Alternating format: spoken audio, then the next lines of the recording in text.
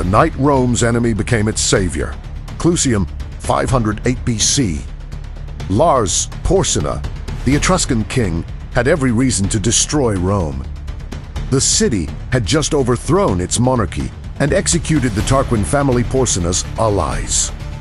Now, he marched on Rome with a massive army, determined to restore the kings and punish the rebellious republic. Rome was terrified. Their new government was barely a year old.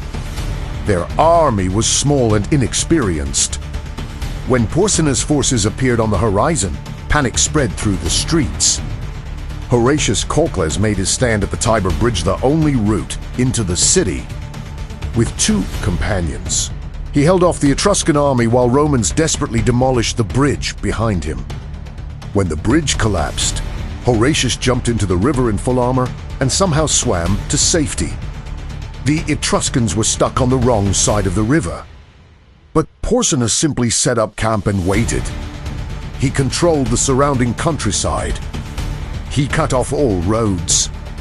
Rome began to starve. Months passed. Children grew weak. The elderly died. The Senate debated surrender. Then Gaius Mucius tried his assassination attempt, thrusting his own hand into fire to prove Roman determination. Porsena was shaken but still determined to win. What happened next changed everything. A young Etruscan princess named Cloelia was among the hostages Rome had given Porsena as guarantee of good behavior. She was nobly born, intelligent, and brave. The Romans treated hostages well. They weren't prisoners, just security deposits, but Cloelia wanted to go home. One night, she gathered a group of Roman girls who were also hostages and led them in an escape. They slipped past Etruscan guards, reached the Tiber, and swam across the river under cover of darkness. The current was strong, the water cold, but Cloelia got every girl safely to the Roman side. Rome celebrated their return, but Porsena was furious. The hostages were part of a treaty. Their escape was a breach of Rome's word. The Roman Senate faced a terrible choice. They could keep the girls and break the treaty, or return them and honor their agreement. They chose honor.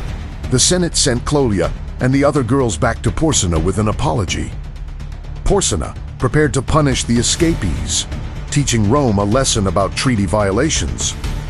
Then he met Cloelia face to face. "Why did you escape?"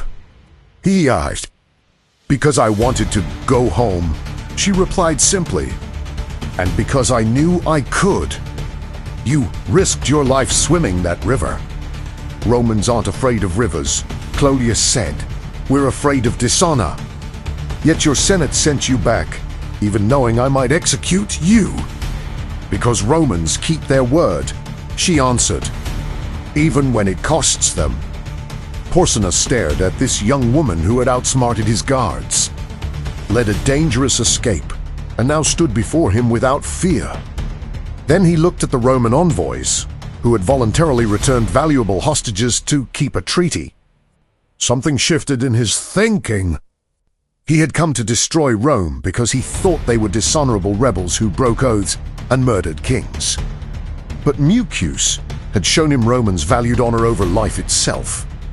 And now this girl and her Senate had proved Romans kept their word even when it hurt. These weren't the villains he'd expected. These were people who lived by principles he himself claimed to value. "I'm releasing all the hostages," Porsena announced. "Cloelia has earned their freedom through her courage, and Rome has earned my respect through its honor." The Romans were stunned. "Release the hostages. What about the siege?" Porsena went further. "I'm lifting the siege. I came to punish rebels and oath breakers. But I see now that Rome's republic is built on honor, not treachery. I have no quarrel with honorable enemies." He gave Cloelia a magnificent horse as a gift, praising her bravery publicly. Then he withdrew his army and returned to Etruria, leaving Rome free and independent. Rome erected a statue of Cloelia on horseback, one of the first statues of a woman in Roman history.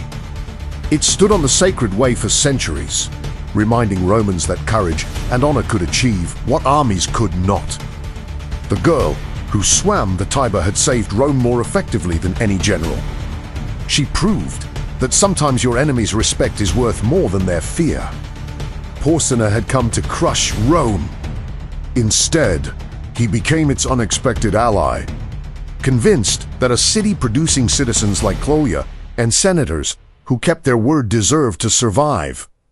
One brave swim, one honorable decision, and Rome's greatest threat became its most surprising friend. Please do like, share, and subscribe to our channel for more such stories.